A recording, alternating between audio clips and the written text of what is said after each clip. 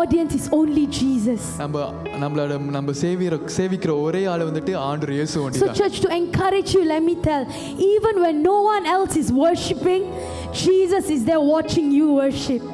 அப்படியே வந்துட்டு நீங்க ஆராதிக்கிறது வந்து யாரும் பார்க்காம கூட இருக்கலாம், ஆனா ஆண்டவர் இயேசு உங்களை பார்க்கிறார். At times you feel like giving up. Why else is nobody worshiping? Why else is nobody praying? But you want to pray.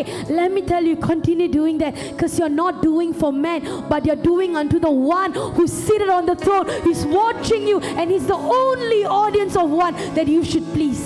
நீங்க சில நேரத்துல நீங்க நினைக்கலாம், நீங்க யாருமே ஆராதிக்க மாட்டேங்கிறீங்க, யாருமே ஜெபிக்க மாட்டேங்கிறாங்க, நான் இதை விட்டு விடலான்னு. ஆனா நான் சொல்கிறேன், யாரும் பார்க்காவிட்டாலும் ஆண்டவர் இயேசு பார்க்கிறார். And that is why worship is a very sacred thing. ஆனா வந்து ஆராதனை வந்துட்டு ரொம்ப ரொம்ப ரொம்ப ரொம்ப முக்கியமான Because காரியமாக worship is இருக்குது. all that you have. You are giving it unto the Lord. ஆராதனை என்னவென்றால் நம்ம கிட்ட இருக்கிற அனைத்தையும் ஆண்டவர் கிட்ட கொடுக்கிறது. Your brokenness, நம்ம வாழ்ந்து போற in your காலகட்டத்துல கூட, contrite heart, நம்ம கடினமான காலகட்டத்துல you கூட still say, Jesus, I'll still worship you because you reign and you are in control. நம்ம அந்த காலகட்டத்துல கூட ஆண்டவரே நம்ம ஆராதிக்கிறேன், எனக்கு நல்லவராக இருக்கிறேன் நம்ம And சொல்லும்போது. church, I don't know why, but I feel like telling it to you guys. You know, you may have been a Christian for 1 year, 2 years, or this is your first time encountering God, or you may have been a Christian for 30, 40 years. ஏன் நான் சொல்றேன்னு தெரியல, ஆனா எனக்கு சொல்லணும்னு தோணுகிறது. நீங்க வந்துட்டு ஒரு நிறைய பல வருஷங்கள் நீங்க கிறிஸ்துவங்களாக இருந்திருக்கலாம், இல்ல ஒரு வருஷத்துக்கு நீங்க கிறிஸ்துவாக இருந்தா, இல்ல இதுதான் உங்களோட முதல் சந்திப்பாக கூட இருந்திருக்கலாம். But church, let me remind you, Jesus truly loves you. ஆனா நான் உங்ககிட்ட சொல்கிறேன் ஒரே ஒரு காரியம், ஆண்டவர் இயேசு உங்களை முழு மனதோட Jesus நேசிக்கிறார். truly loves you. ஆண்டவர் இயேசு உங்களை உண்மையிலே நேசிக்கிறார். You know, I want to do this with you this evening. இந்த காலை வேளையில கூட நான் உங்ககிட்ட ஒன்னு சொல்ல I want விரும்புகிறேன். all of you to turn to Psalms 139. இந்த வேளை எல்லாமே வந்துட்டு சங்கீதம் 139க்கு நீங்க திருப்பிக் கொள்ளுங்கள். Okay, we want to do this. Psalms 139 is a very special psalm. சங்கீதம் 139 வந்துட்டு ஒரு ரொம்ப ரொம்ப ரொம்ப ரொம்ப ஒரு அது ஒரு தனிமையான ஒரு I felt like reading this to you this morning. அதனால தான் வந்துட்டு இது நான் உங்களுக்கு படித்து காட்டணும் என்று எனக்கு பட்டது. This psalm is about what the Lord thinks of men. இந்த புத்தகம் வந்துட்டு ஆண்டவர் இயேசு வந்துட்டு நம்மளை பத்தி என்ன நினைக்கிறார் என்று எழுதப்பட்டது. But this is what David wrote from his perspective. இது வந்துட்டு தாவீது வந்துட்டு அவரோட கண்ணோட்டத்துல இருந்து எழுதினார். Today I want all of you to read it. இப்போ வந்துட்டு நம்ம வந்துட்டு எல்லாமே We are just going to read from verse 1 to verse 18. ஒன்றாவது வசனம் இருந்து 18வது வசனம் வரைக்கும் வாசிக்க போகிறோம். But I don't want you to read it from how David wrote. ஆனா வந்து நம்ம வந்து தாவீது எழுதின போல நம்ம வாசிக்காம, I want you to read it as how God is speaking over to each one of you. ஆனா ஆண்டவர் இயேசு நம்மளுக்கிட்ட எப்படி பேசுறாரோ அப்படி நம்ம வாசிக்க போகிறோம். I want you to read it as how what God is thinking and saying that over each and every one of you. ஆண்டவர் வந்து நம்மளை பத்தி என்ன நினைக்கிறார், நம்மளை பத்தி என்ன பேசுகிறார் என்று அந்த தனமாக நம்ம வாசிக்க போகிறோம். All the yous I will change it to I. அந்த வசனத்துல இருக்கிற யூலாம் வந்துட்டு ஆயாகவும், நீங்க படிக்கும்போது நீங்க உங்க பேரை சொல்லி படிங்க. when you are reading, read it with your own name. So when the first verse says, you have searched me and known me, I'm going to read it as, I have searched you and known you. This is how I want the Lord saying it over to me. இப்படிதான் வந்துட்டு நீங்க உங்களுக்கு ஆண்டவர் சொல்ற மாதிரி உங்களை விதமாக நீங்க குறித்து கொண்டு And நீங்க people of வாசிங்க. God, this is what the Lord thinks about you. அப்படியே தேவ ஜனமே, இதுதான் ஆண்டவர் உங்களை பத்தி நினைக்கிற If you feel விஷயமாக like you have இருக்கிறது. no purpose in life, அப்படி உங்க வாழ்க்கையில எந்த இலக்கும் இல்ல நீங்க if you felt நினைச்சீங்கன்னா, unloved, அப்படி யாருமே உங்களை நேசிக்கலன்னு this is what நினைச்சீங்கன்னா, the Lord is telling to you. இதுதான் ஆண்டவர் இயேசு உங்ககிட்ட சொல்கிறார். And now I'll go one verse by one verse and then you say one verse. I want you all to just close your eyes and imagine God speaking to you this. நீங்க வந்து உங்க கண்களை மூடி ஆண்டவர் இயேசு இது உங்ககிட்ட பேசுகிறார் என்று நீங்க நினைத்து பாருங்கள். Right? Let's go, huh? I have searched you and known you. I know you're sitting down and you're rising up. I understand your thought afar off. கர்த்தாவே, நீர் என்னை ஆராய்ந்து அறிந்திருக்கிறீர். என் உட்கார்தலையும் என் எழுந்திருக்குதலையும் நீர் அறிந்திருக்கிறீர். I comprehend your path and your lying down, people of God, and I'm acquainted with all of your ways. என் நினைவுகளையும் தூரத்திலிருந்து அறிந்திருக்கிறீர். நான் நடந்தாலும் படுத்திருந்தாலும் என்னை சூழ்ந்திருக்கிறீர். என் வழிகளெல்லாம் உமக்கு தெரியும். For there is not a word on your tongue, but behold, I, the Lord, I know it all together. என் நாவில் சொல் பிறவாதற்கு முன்னே இதோ கர்த்தாவே அதையெல்லாம் நீர் அறிந்திருக்கிறீர். I have hedged you behind and before. I have laid my hand upon each and every one of you. முன்புறத்திலும் பிற்புறத்திலும் நீர் என்னை நெருக்கி உமது கரத்தை என் மேல் வைக்கிறீர். Such knowledge is too wonderful for you. It is high, you cannot attain it. இந்த அறிவு எனக்கு மிகுந்த ஆச்சரியமும் எனக்கு எட்டாத உயரமுமாய் இருக்கிறது. Listen to this, Where can you go from my spirit? Where can you run away from my presence? If you ascend into heaven, I will be there. If you make your bed in hell, behold, I will be there. If you take the wings of the morning and dwell in the uttermost parts of the sea, even there my hand will lead you and my right hand will hold you. உம்முடைய ஆவிக்கு மறைவாக எங்கே போவேன்? உம்முடைய சமூகத்தை விட்டு எங்கே ஓடுவேன்? நான் வானத்திற்கு ஏறினாலும் நீர் அங்கே இருக்கிறீர். நான் பாதாளத்தில் படுக்கை போட்டாலும் நீர் அங்கேயும் இருக்கிறீர். நான் விடியற் காலத்து செட்டிகளை எடுத்து சமுத்திரத்தின் கடையாந்தரங்களிலே போய் தங்கினாலும் அங்கேயும் உமது கை என்னை நடத்தும், உமது வலது கரம் என்னை பிடிக்கும். If you say, surely the darkness shall fall on you, even the night shall be about you. Indeed, the darkness shall not hide from me, but the night shines as the day. The darkness and the light are both alike to me. இருள் என்னை மூடிக்கொள்ளும் என்றால் இரவும் என்னை சுற்றி வெளிச்சமாயிருக்கும். உமக்கு மறைவாக இருளும் அந்தகாரப்படாது. இரவும் பகலை போல வெளிச்சமாயிருக்கும். உமக்கு இருளும் வெளிச்சமும் சரி. Come on, some of you really need this. For I formed your inward parts. I covered you in your mother's womb. You will praise me, for you are fearfully and wonderfully made.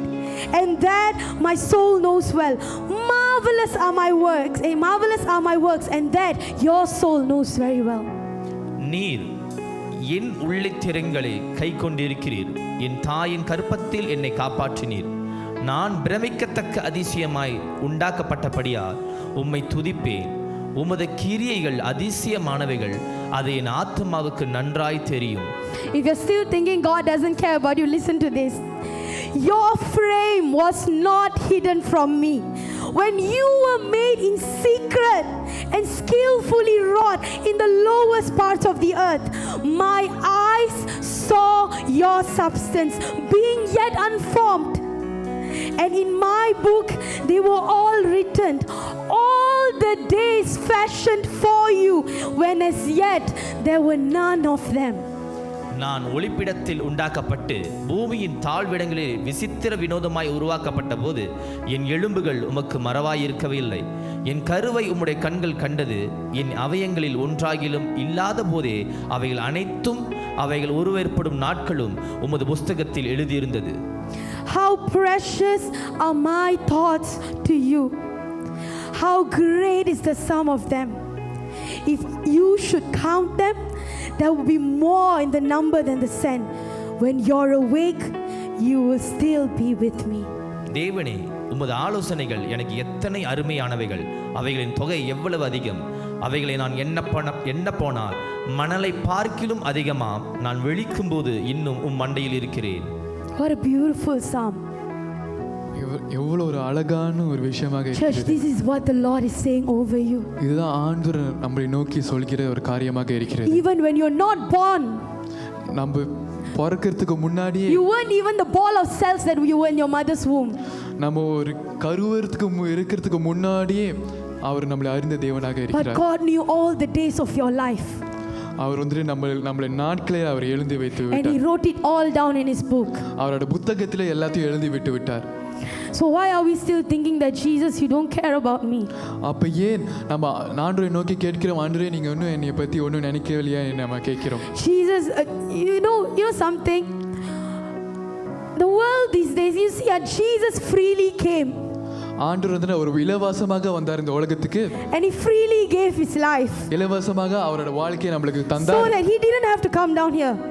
அவர் வந்துட்டு இங்க வர தேவையில்லை. But he still came. ஆனா அவர் அப்பயும் வந்தார். So that you and I, அதனால நம்ம would one day go up to heaven ஒரு நாள் பரலோகத்துக்கு and போறதுக்கு we'll be able to sit at the right hand side of Jesus. ஆண்டவர் வலது பக்கத்துல உட்காரும்படி. But my question to you, church, today, இதுதான் என்னோட கேள்வியாக இருக்கிறது. have we taken advantage of the grace and the mercy that God has given us in our life? நம்மளோட ஆண்டவரோட அன்பையும் ஆண்டவருடைய கிருபையும் நம்ம அலட்சியப்படுத்தி இருக்கோமா வாழ்க்கையில? This is a question I ask myself too. இதுதான் நான் என்னை குறித்து நான் கேட்கிற ஒரு And கேள்வியாக it broke இருக்கிறது. my heart இது என் இருதயத்தை உடைத்து போட்டது. because he didn't have to care about me. ஏன்னா அவர் வந்து என்னை பத்தி நினைத்து He didn't பார்க்கிறதுக்கு have to come அவசியம் for இல்லை. a wretch like me. அவர் என்னை பார்த்து But he பார்க்கிறதுக்கு still தேவையில்லை. came. ஆனா அப்பயும் அவர் And he நமக்காக came வந்தார். because of love for you and me. அவரோட அன்புக்காக நம்மளுக்காக வந்தார். Everything that he did அவர் செய்த எல்லா before காரியமும் you and I were born, நம்ம தாயின் கருவின் and even முன்னாடி when we die, நம்ம it's இறந்தவுடன் கூட all about you and it's all about the love for you and அது me. எல்லாமே உங்களுக்காகவும் அவரோட அன்பு நம்ம மேல இருந்ததுனால So மட்டும்தான். church, why are we taking advantage of his grace and mercy that he has given us? அதனால எதுக்கு நம்ம அவரோட கிருபையும் அவரோட அன்பையும் நம்ம அழிச்சப்படுத்திக் Why do கொண்டிருக்கிறோம்? we wait for someone else to pursue Jesus so that we can get the oil that they have? எதுக்கு வந்துட்டு நம்ம மத்தால வந்துட்டு ஆண்டவரை நோக்கி போனதால அவங்க மூலியமாக அந்த அபிஷேகம் நம்மளுக்கு கிடைக்கும்னு நம்ம எதுக்கு காத்து Have கொண்டு we இருக்க வேண்டும்? stopped pursuing Jesus because of his free grace and mercy? ஆண்டவர் நம்மளுக்கு இலவசமாக கிருபையும் அன்பும் தருகிறதுனால நம்ம அவரை நோக்கி போறதை விட்டு விட்டோமா? Why did we stop pursuing Jesus when we sinned? நம்ம வந்துட்டு பாவம் செய்யறதுனால அதனால நம்ம ஆண்டவரை நோக்கி போறதை விட்டு விட்டோமா? He never stopped pursuing you. அவர் நம்மளை எப்பொழுதும் கைவிடுவது இல்லை. Even when you sin, he is still waiting for you to run to him. நம்ம பாவம் செய்தாலும் கூட அவர் நம்மளுக்கு திரும்பி வரதுக்கு அவர் காத்து கொண்டு You இருக்கிறார். see the prodigal son, அந்த கெட்ட குமாரன் the கதையில father wouldn't know that the prodigal son was returning back home if he wasn't waiting at the doorstep. அந்த தகப்பன் வந்துட்டு அந்த வாசப்படியில காத்து கொண்டலனா அந்த மகன் வந்து திரும்பி வரது அவருக்கு Because he தெரிஞ்சிருக்காது. was so far away. ஏன்னா அந்த மகன் வந்துட்டு தூரத்துல How could இருக்கும்போது he have seen if he was inside the house? அவர் வீட்டுக்குள்ள இருந்ததுனா அந்த மகன் தூரத்துல But இருக்கும்போது எப்படி because the பார்த்திருப்பார்? son thought that the father would hate him, ஏன்னா and he ran away as far as he could. ஏன்னா அந்த மகன் நினைத்தான் வந்துட்டு அந்த பிதாவானவன் வந்துட்டு அவனை வெறுத்து விடான்னு சொல்லிட்டு அவர் தூரமாக ஓடி விட்டான். But that wasn't what the father did. ஆனா தகப்பன் அது பண்ணவில்லை. The father was waiting. Who knows how long he has waited? யாருக்கு தெரியும் அவர் எவ்வளவு நேரம் காத்து He would கொண்டிருந்தாரோ? have waited for months, for years, for days. I don't know. அவர் மாதத்துக்கு வருஷத்துக்கு நாட்களுக்காக அவர் காத்து But that is கொண்டிருப்பார். exactly what the Lord is doing. He is waiting for you. ஆனா இதுதான் வந்து ஆண்டவர் He's இயேசு knocking at the செய்கிறார். door of your heart. அவர் நம்மளுக்காக காத்து கொண்டிருக்கிறார். And உங்களுடைய he said, இருதயத்தை my child, தட்டுகிறார். James, Selena, Shobha, I'm waiting for you. அவர் சொல்கிறார் என்னோட மகனே என்னோட மகன் நான் உனக்காக Come காத்துக்கிட்டு back to me. சொல்கிறார். என்னோட திரும்பி வா என்றார். Nothing is going to separate you from his love. நம்ம ஆண்டவர் கிட்ட இருந்து எதையும் நம்ம பிரிக்க முடியாது. Nothing. எதுவுமே பிரிக்க முடியாது. Church, you know the reason why, Pastor has been talking about presence, Shobhaka has been talking about presence. You see, it's because in his presence, when Jesus is present, that is when you can feel his love. இல்லை நீங்கள் குறித்த காலத்தில் நீங்கள் பார்த்தீங்கன்னா எல்லாமே வந்து ஆண்டோட பிரசனம் பற்றி பேசி கொண்டு இருக்கிறாங்க. அது ஏன்னால் ஆண்டோட பிரசனத்தில் தான் அவரோட அன்பை உணர முடியும். Without the presence of Jesus, there would not be everlasting love. ஆண்டோடைய பிரசனம் இல்லாமல் அங்கே ஒரு நித்திய அன்பு இருக்காது. Never. இருக்காது. So church, I don't even know why I'm talking about this. But church, I want to say to you, சபையை இது நான் உங்ககிட்ட சொல்ல without விரும்புகிறேன். Jesus we are nothing. ஆண்டவர் இல்லாம நம்ம எதுவுமே இல்லை. Without Jesus we are just dead bodies with no soul, no spirit. ஆண்டவர் இல்லாம நம்ம ஒரு செத்த பணமாக Is காணப்படுகிறோம். that how we want to be? அப்படிதான் நம்ம இருக்க போகிறோமா? It's a lesson to me too. I'm asking this myself because I'm not perfect. இது எனக்கு ஒரு பாடமாக கூட இருக்கிறது. நானும் ஃபுல்லா பெர்ஃபெக்ட்னு சொல்ல But that மாட்டேன். is definitely, I don't want to be that. ஆனா நான் அப்படி ஒரு செத்த பணமாக காண விரும்பவில்லை. Church, being in the presence of Jesus comes by sitting at his feet. ஆண்டவருடைய பிரசனத்துல காணப்படுகிறது என்னவென்றால் அவரோட பாதத்தில் அமர்ந்துதான். You can never step into 2025 victoriously 2025 வந்துட்டு ஒரு ஜெயத்தோட நம்ம போக without his முடியாது. presence. அவரோட பிரசனம் இல்லாம நம்ம போக முடியாது. And his presence அவரோட பிரசனம் comes from you sitting at his feet. அவரோட பாதத்தில் அமர்ந்து மூலமாக தான் நம்ம வரும். His feet is everything, church. அவரோட பாதம் தான் எல்லாமே. Oftentimes அநேக வேளையில we go after his hands. நம்ம அவரோட கரத்துக்கு நோக்கி போகிறோம். What he can do, what he can do, what he can do for you, for your family, for your descendants, for your generation. அவர் என்ன செய்ய முடியும்? அவரோட ஆசீர்வாதத்துக்கு, அவரோட கரத்துக்கு, என்னோட பிள்ளைகளுக்கு, என்னோட சந்ததிக்கு தான் நம்ம போகிறோம். But we often overlook his face. ஆனா அநேக நேரத்துல அவரோட முகத்தை நம்ம விட்டு விடுகிறோம். And that is why அதனால தான் only David was called the man after his own heart. தாவீது மாற்றும் அவருடைய இருதயத்துக்கு ஏற்ற மனிதனாக அழைக்கப்பட்டார். நேத்து ஷோபாக்கா சொன்ன மாதிரி டேவிட் பாவில மகா பாவியா இருந்தான். நேத்து ஷோபாக்கா சொன்ன மாதிரி David was sinner among sinners. பாவில பெரிய பாவி அவன்தான். He is the biggest sinner.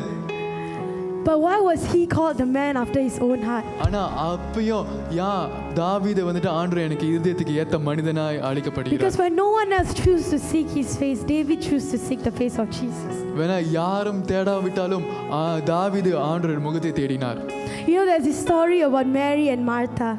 பைபிள்ல வந்துட்டு மேரியும் மார்த்தாவை பத்தி ஒரு கதை இருக்கிறது. இங்க யாரும் மேரி and Martha இல்லன்னு நினைக்கிறேன். Let's turn to the book of Luke. நம்ம லூக்கா அதிகாரம் Luke chapter 10 verse 38 to 42. லூக்கா அதிகாரம் 10வது அதிகாரம் 38ல இருந்து 42 வரை.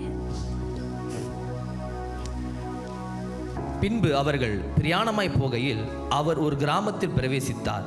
அங்கே மார்த்தாள் எனும் பேர் கொண்ட ஒரு ஸ்திரீ அவர் தன் வீட்டில் ஏற்றுக்கொண்டாள்.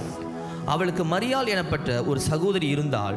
அவள் இயேசுவின் பாதத்தருகே உட்கார்ந்து அவருடைய வசனத்தை கேட்டுக்கொண்டிருந்தாள்.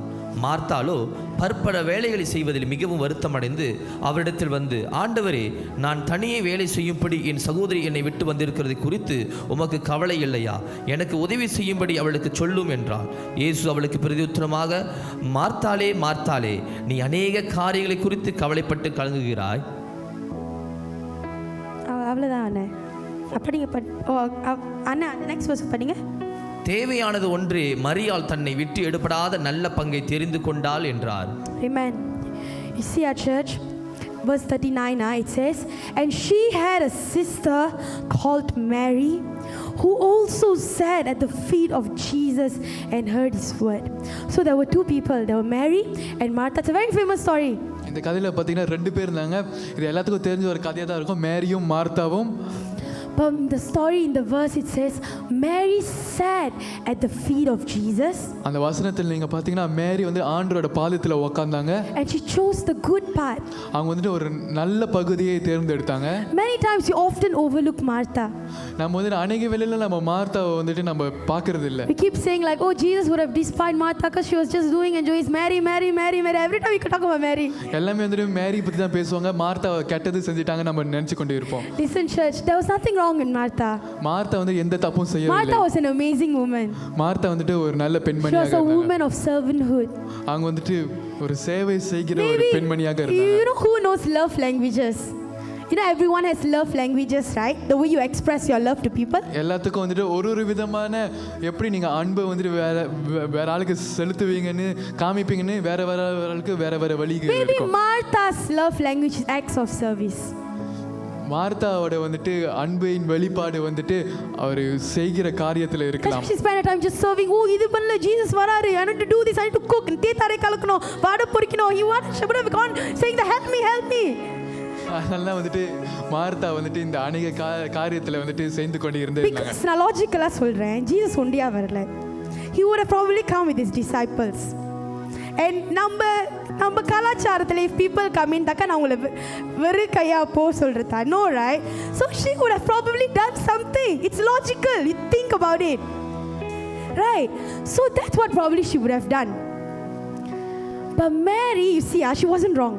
But what Mary did was she chose the good part. She knew that Jesus won't be there for a very long time. She knew that Jesus was only going to be for, she wouldn't probably know, but she knew that Jesus was only going to, because she knew he was the Messiah. And she knew that he's going to go anytime. And that is why she chose to sit at the feet of Jesus and hear whatever that the Lord want to say. மேரிக்கு தெரியும் அவர் ஆண்டவர் இயேசு வந்து மெசாயாவாக இருக்கிறார், அவர் எந்த காலத்தில் வீட்டுக்கு வந்து மறுபடியும் போகிவிடார் என்று மேரிக்கு தெரியும். அதனால தான் வந்துட்டு ஆண்டவர் இயேசு அவங்க வீட்டுக்கு வரும்போது மேரி அந்த நல்ல பகுதியை தேர்ந்தெடுத்து ஆண்டவரோட சமூகத்தில் ஆண்டவரோட பாதத்தில் உட்கார முடிவு எடுத்தாங்க. அவங்களுக்கு வந்துட்டு எது வந்துட்டு முதல்ல வைக்கணும்னு அவங்களுக்கு தெரிஞ்சது. எப்போ வேணாலும் வர சொல்லலாம், ஆனால் ஆண்டவர் எப்போ வேணாலும் வந்துட்டு இருக்க அவர் ஒரு தாட்டி என் வீட்டுக்கு வந்திருக்காரு, அதனால நான் அவர் கூட இருக்க போறேன்.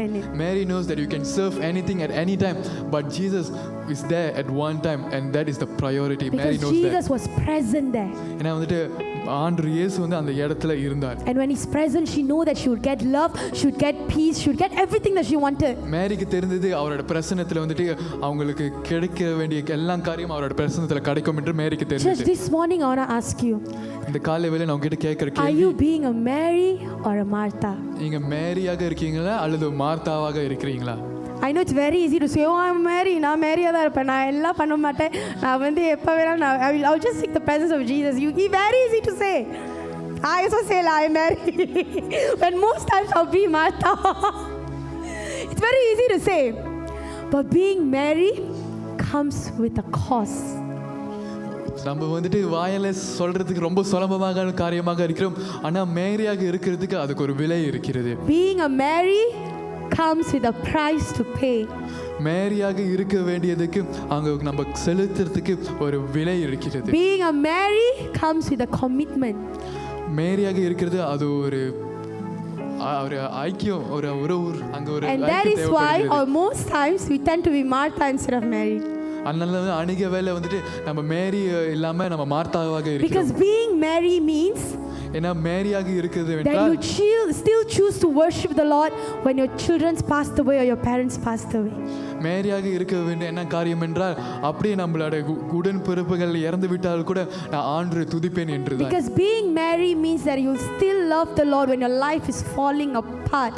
நம்மளோட வாழ்க்கை ரொம்ப கடினமாக இருந்தாலும் கூட நான் ஆண்டவரை நேசிப்பேன் என்றுதான். Because being Mary means sitting at his feet knowing that you don't know what's your next step. மேரி என்றால் மேரியாக இருக்கிறது என்ன என்றால் எனக்கு அடுத்து என்ன நடக்க போகுதுன்னு தெரியாம இருந்தால் கூட நான் ஆண்டவரோட சமூகத்தில் உட்காரவே நினைக்கிறேன். Being Mary is trusting in him, knowing that he has it all under control when you don't even know where your life is heading to. மேரியாக இருக்க வேண்டியது என்னவென்றால் அப்படி என்னோட வாழ்க்கை நான் எங்க போகிறேன் என்று தெரியாம இருந்தாலும் கூட நான் ஆண்டவரை நம்புவேன், ஏன்னா ஆண்டவரோட பிரசன்னத்துல எல்லாமே இருக்குது. And that is why being a Mary comes with a price to pay. அதனால தான் மேரியாக இருக்கனால வந்துட்டு அங்க ஒரு நம்ம செலுத்துறதுக்கு ஒரு விலை இருக்கு. I can easily say, oh you just be a Mary, just sit at his feet and you can go through life. I can very easily say, but because you're man, because you have flesh, it's tough. நான் சொல்ல முடியும் அப்படியே நீங்கள் மேரியாக இருந்து போங்க, மேரியாக இருந்து கொள்ளுங்கள் என்று. ஆனால் நம்ம மாமிசம் இருக்கிறதுனால நம்ம அநேக காரியத்தில் கஷ்டமாக இருக்கிறது.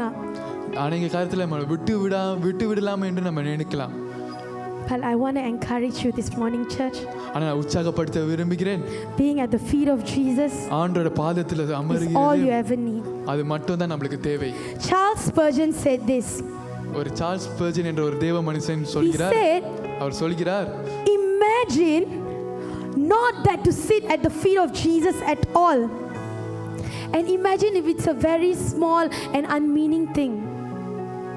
How can you imagine that? That's what he's saying, like, because it's old English. I just translate. He says, how can you ever live a life without sitting at the feet of Jesus and think it's a very small and unmeaning thing? அவர் சொல்கிறார், எப்படி தேவனோட சமூகத்துல தேவனோட பாதத்துல உட்காராம இருக்கிறது ஒரு சின்ன காரியம் என்று நம்ம எப்படி நினைத்து கொள்ளலாம் என்று அவர் கேட்கிறார். Being at his feet, அவரோட பாதத்துல இருக்கிறது தான் you draw out your strength. உங்களோட பலம் எல்லாமே எடுத்துக்கொள்ளும். அன்பை நீங்க you draw out peace, சமாதானத்தை you draw out zeal, ஒரு வைராக்கியத்தை எடுத்துக்கொள்ளுங்க. everything you draw it out from being in the presence of Jesus. நீங்க எல்லாத்தையும் ஆண்டவருடைய பிரசன்னத்துல இருக்கிறது மூலமாக நீங்க எடுத்துக்கொள்வீங்க. I can never give to you without me being full. நான் வந்துட்டு உங்ககிட்ட வந்துட்டு நான் வந்துட்டு முழுமையாக இல்லாம என்னால உங்களுக்கு கொடுக்க முடியாது. I cannot minister to the Lord without receiving from him. நான் நாங்க ஒரு ஊழியம் செய்ய முடியாது, ஆண்டவர் கிட்ட இருந்து நம்ம பெற்றுக்கொள்ளாம நான் ஊழியம் செய்ய முடியாது. You cannot love the Lord without being at his feet.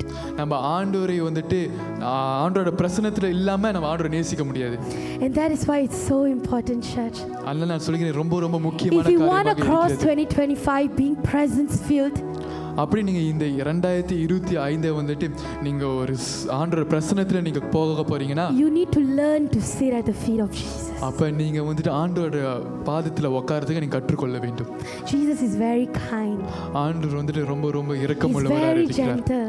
அவர் ரொம்ப ஒரு He won't come சாதுவானவராக if you don't இருக்கிறார். ask him to come. அவர் நீங்கள் நம்ம கேட்காவிட்டால் அவர் வர He don't மாட்டார். force you.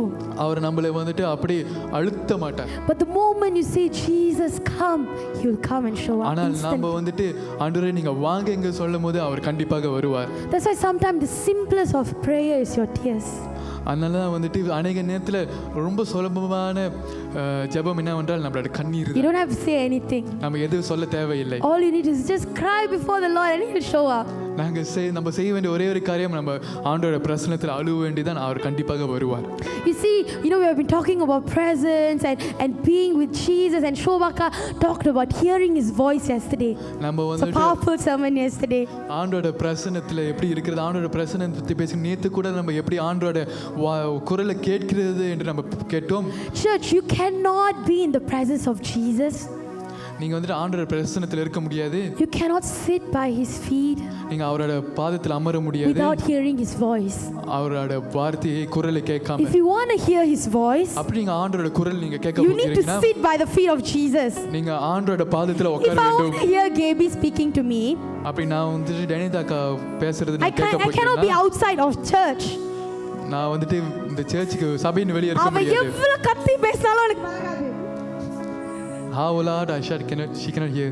So how can you hear what the Lord is speaking to you in this season if you are not sitting by his feet? நீங்க அப்படி ஆண்டவரோட சமூகத்துல பாதத்துல நீங்க அமராவிட்டா எப்படி அவர் சொல்றதை உங்களால கேட்க முடியும்? When God revealed himself to Elijah, எலியா தீர்க்கதரிசி கிட்ட ஆண்டவர் வெளிப்படும் பொழுது God revealed his voice in a very still, small, gentle voice. ஆண்டவர் வந்துட்டு ஒரு மெல்லிய சத்தத்தில் எலியாவிடம் வெளிப்பட்டார். There was earthquake, there was wind, there was fire, and Elijah thought that Jesus would have been there. அங்க அக்கினி இருந்தது, அங்க பலத்த காற்று இருந்தது. எலியா நினைத்தார் அதுல தான் ஆண்டவர் இருக்கிறார் என்று நினைத்தார். But Jesus was in that still, gentle voice. ஆனா ஆண்டவர் அந்த மெல்லிய குரலில் காணப்பட்டார். And if Elijah was away from Jesus, he wouldn't have heard what the Lord was saying to him in that still, gentle voice. அப்படி ஒருவேளை எலியா வந்து ஆண்டவரை விட்டு தூரமாக இருந்தால் அந்த மெல்லிய சத்தத்தில் எலியாக்கு கேட்டிருக்காது. When you're too busy in life, நம்ம ரொம்ப வாழ்க்கையில அறக்க பார்க்க when the noise of the world is too loud in your life, வேற வேற குரல்கள் நம்ம மனதில நம்மளுக்கு ரொம்ப cannot hear from God. நம்ம ஆண்டவர் கிட்ட இருந்து கேட்க முடியாது. Difficult to hear from God. அது ரொம்ப கடினமான ஒரு காரியம். Imagine blasting songs in the speakers and I'm talking to you without a mic. Can you hear me? அப்படி இந்த ஸ்பீக்கர்ல வந்து சத்தமான ஒரு பாடல்களை போட்டு அப்படி இவங்க பேசிக்கொண்டிருந்தா உங்களால உங்களோட குரலை கேட்க முடியுமா? Similarly, if the voice of the world is too loud in your life, you cannot hear the voice of God. அதே போல வந்துட்டு இந்த உலகத்தின் குரல் வந்துட்டு உங்களோட சிந்தனையில வந்துட்டு ரொம்ப சத்தமாக இருந்தால் நீங்க ஆண்டவரோட குரலை கேட்க முடியாது. And that is why Jesus said, Martha, Martha, why are you so troubled? He could have just said, Martha, why are you so troubled? அதனால தான் வந்துட்டு ஆண்டவர் வந்துட்டு மாத்தா கிட்ட சொல்றார், மாத்தா எது வந்து நீ எதனால வந்து நீ மற்ற காரியத்துல கொடுத்து நீ கவலைப்பட்டு கொண்டு இருக்கிறீர். But he said, Martha, Martha, he stressed on it. அதனால தான் வந்துட்டு ஆண்டவர் ரொம்ப அழுத்தி சொல்கிறார். And he said, why are you so troubled? ஏன் நீ ரொம்ப மற்ற காரியத்துல and worried about so many other things? When I'm right there sitting, you could come to me. ஆண்டவர் சொல்கிறார், நான் அங்கதான் உட்கார்ந்து கொண்டு இருக்கிறேன், நீ என்னிடம் வரலாம் என்று. Speaking of hearing the voice of God, if Samuel didn't hear the voice of God, he wouldn't have been the man that he was. He wouldn't have been the man that we are reading in the book of Samuel now.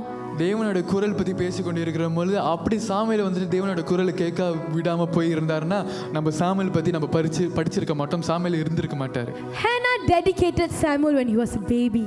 Samuel வந்துட்டு அவர் குழந்தையா இருக்கிற பொழுது Hannah வந்துட்டு அவங்கள ஆலயத்துக்கு கொடுத்து விட்டாங்க.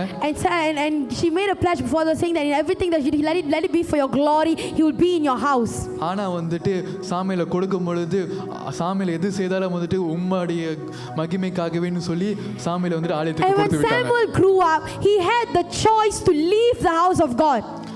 Samuel வந்துட்டு வயதாகிவிடன் அவருக்கு வந்துட்டு அந்த ஆலயத்தை விட்டு புறப்படுறதுக்கு ஒரு வாய்ப்பு கிடைச்சது. Because his mother was the one who made it before the Lord. The problem is he didn't make it before the Lord. ஏன்னா வந்துட்டு அவங்க அம்மா ஹானா தான் வந்துட்டு அந்த வாக்குத்தத்தத்தை செய்தாங்க, அவங்க செய்யல. He Samuel could have chose to gone away from the house of God.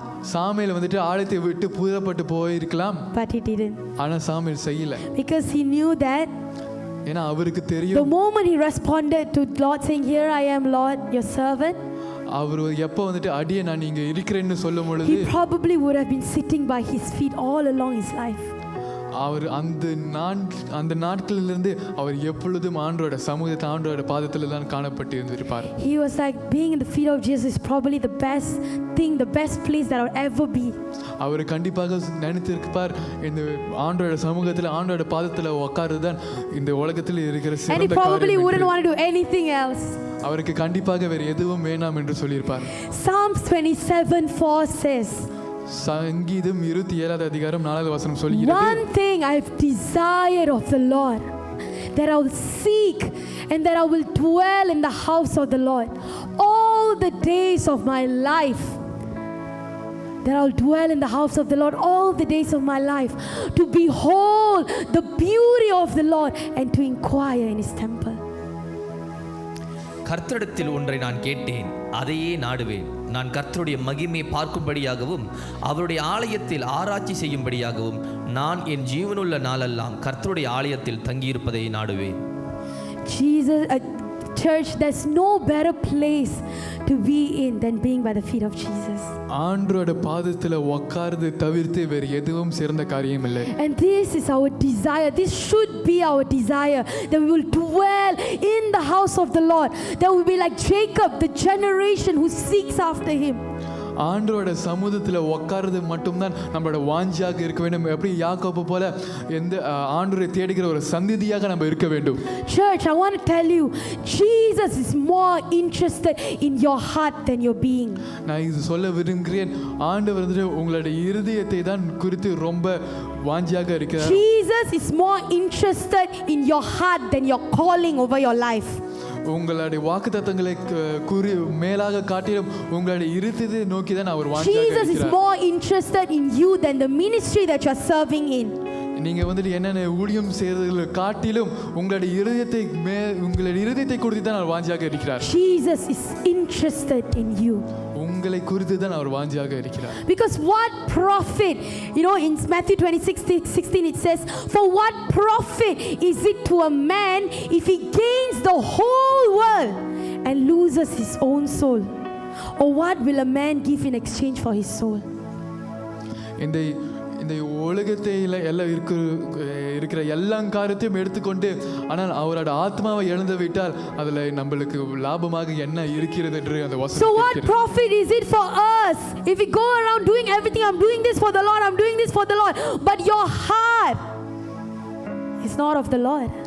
இந்த உலகத்துக்கு போயிட்டு நான் ஆண்டவருக்காக இது செஞ்சேன், ஆண்டவருக்காக அது செய்தேன் என்று சொல்லி ஆனால் வந்துட்டு நம்மளோட இருதயம் ஆண்டவருக்காக இல்லாவிட்டால் அதில் நம்மளுக்கு என்ன லாபம் இருக்கிறது? Church, you need to know something.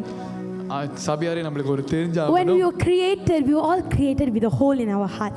நம்ம உருவாக்கப்படும் போது நம்ம இருதயத்தில் ஒரு ஓட்டையோட உருவாக்கப்பட்டோம். And that hole, அந்த ஓட்டை can only be satisfied by Jesus. அது ஆண்டவரால் மட்டும்தான். You can satisfy it. Imagine if there's a hole in your heart right now.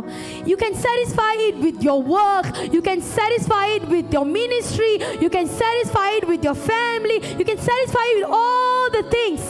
அந்த ஓட்டையை வந்துட்டு நீங்க இந்த உலகத்துல இருக்கிற காரியத்தை மூலமாக நீங்க மூட முடியும். ஆனா but until you satisfy the hole in your heart with Jesus, it will never be satisfied.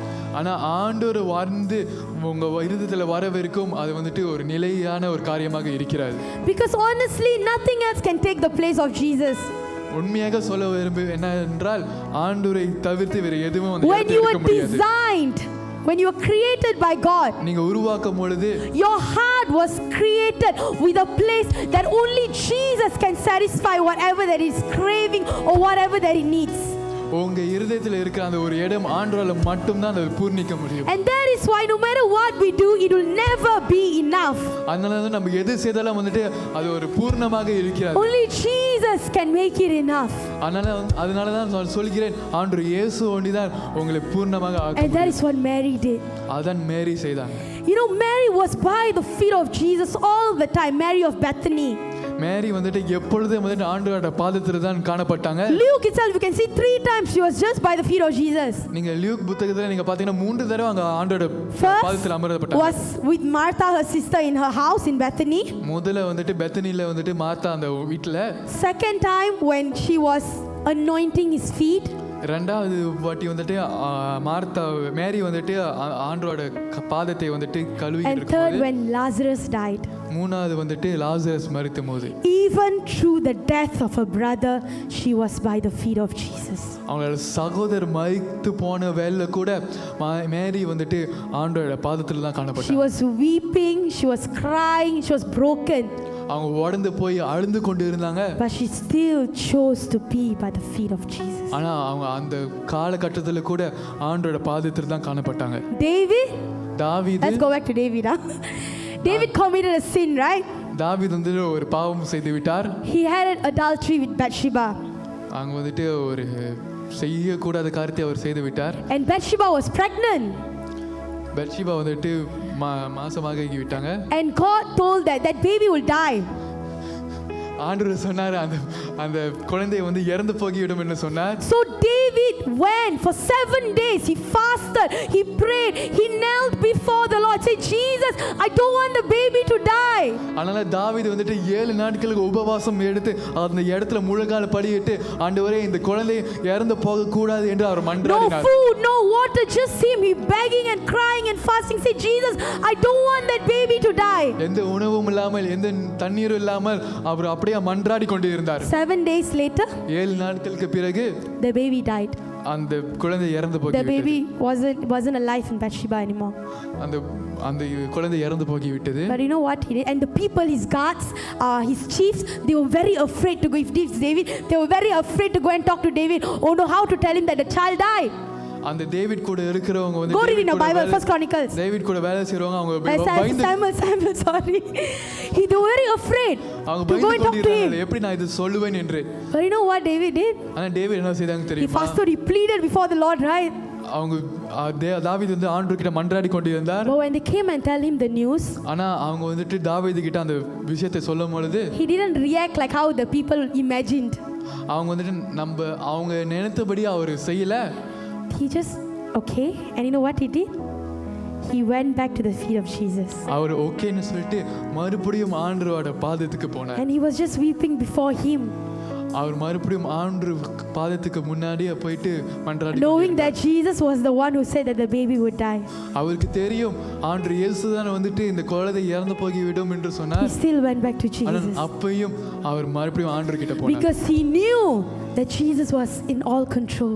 ஏன்னா அவருக்கு தெரியும் ஆண்டவர் இயேசு வந்து எல்லாம் காரியம் அவர் மூலமாக தான் and he knew the cause of the life of David more than anyone else.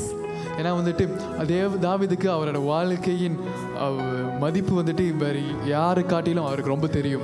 This morning church, இந்த காலை வேளையில கூட I just want to say to you, நான் உங்ககிட்ட சொல்ற ஒரே ஒரு no matter what happens in your life, உங்க வாழ்க்கையில என்ன நடந்தாலும் there's nothing more precious than being in the feet of Jesus. ஆண்டவரோட பிரசன்னத்துல ஆண்டவரோட பாதத்துல இருக்கிறது காட்டிலும் வேற எதுவும் இல்லை. I just want to say one story and I'll end it.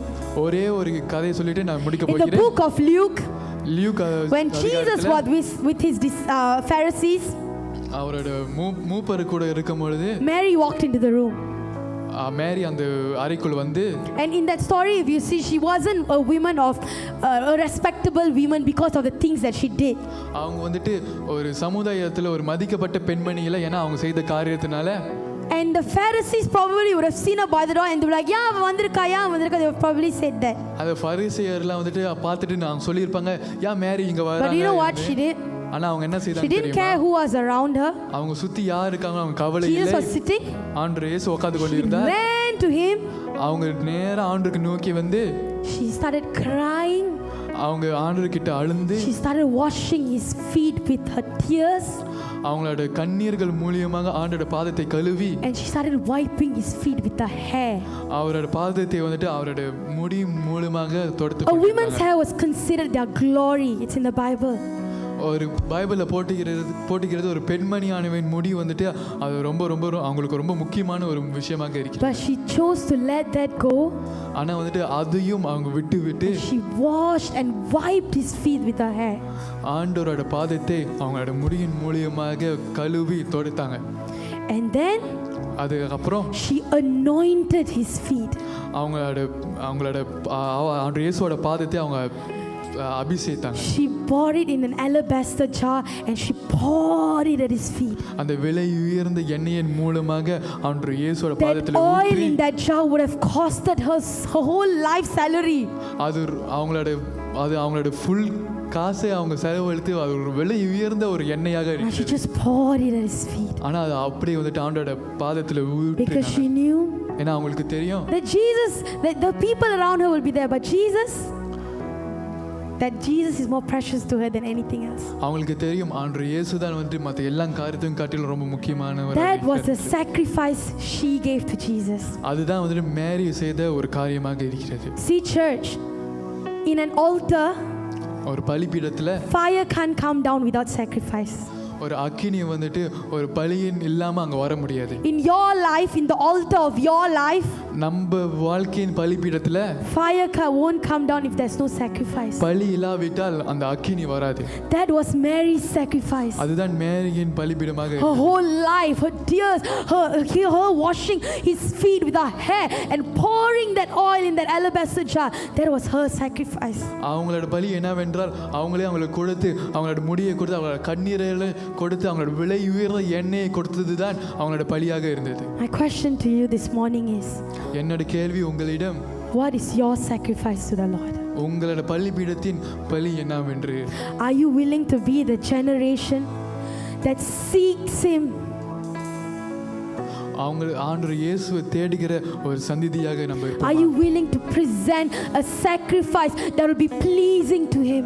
நம்ம ஆண்டவர் இயேசுக்கு ஏத்த ஒரு பலியை நம்ம கொடுக்க விரும்புகிறோம். Church, the Lord wants nothing more than your heart. Your heart is the biggest sacrifice that you can ever give him. ஆண்டவர் இயேசுக்கு உங்க இருதயத்தை தவிர வேறு எதுவும் இருக்க வேண்டாம். Because you can say, oh no, I'm sacrificing my time, I'm going ministry, I'm doing that. But if you don't give your heart, what's the point? நீங்க சொல்லல நான் ஊழியம் செய்கிறேன், நான் ஆண்டவருக்கு நேரத்தை கொடுக்கிறேன், ஆனால் உங்க இருதயத்தை கொடுக்காத விட்டால் வேற அங்க ஒண்ணுமே இல்ல. Everything else will go away, will fade away. மத்தது நீங்க செய்த காரியம் போகிவிடும். But your relationship between you and the Lord is the one that will stay till the end. ஆனா நீங்க ஆண்டவர் கூட இருக்கிற ஐக்கியம் தான் கடைசி வரைக்கும் இருக்கும். So church, this morning I want to ask you, what is the sacrifice that you want to give to the Lord?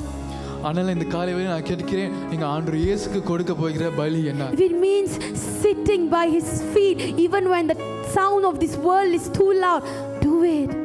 அப்படி இந்த உலகத்தினான காரியம் உங்களோட மனதில் ரொம்ப சத்தமாக இருந்தாலும் கூட நீங்க ஆண்டவரோட சமூகத்துல உட்காருங்க. Are you willing to bring everything to him, to his feet, like how Mary did? எப்படி மேரி வந்துட்டு எல்லாத்தையும் ஆண்டவர் பாதத்துக்கு முன்னாடி கொண்டு வந்தாங்களோ அதே போல நீங்க கொண்டு வர ஆயத்தமா? Church, I read Psalms 139 just now, right? நான் வந்துட்டு சங்கீதம் 139 வாசித்தேன். If he can fashion all the days of your life without even being born, அப்படி வந்துட்டு அவரோட நம்ம பிறக்கிறதுக்கு முன்னாடியே அவர் வந்துட்டு எல்லாத்தையும் எழுதி and he probably know விட்டுட்டார். that one day you will be far away from me. அப்ப அவர் கண்டிப்பாக தெரியும் ஒரு நாள் வந்துட்டு நம்ம வந்துட்டு அவரை தூரம் விட்டு போகிறோம் என்று. Still choose to die on that cross. ஆனா அப்பையும் அந்த சிலுவையை நம்மளுக்காக மரித்தார். So the price that we are paying now, ஆனால் நம்ம இப்ப கட்டுகிற விலை is nothing compared to what he gave for us. அவர் கொடுத்ததை விட ஈடாக ஆகாது. He deserves our love.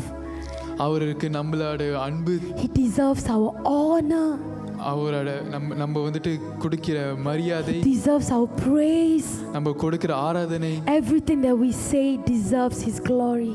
அவருக்கு கண்டிப்பாக போகி சேர்க்க வேண்டும்.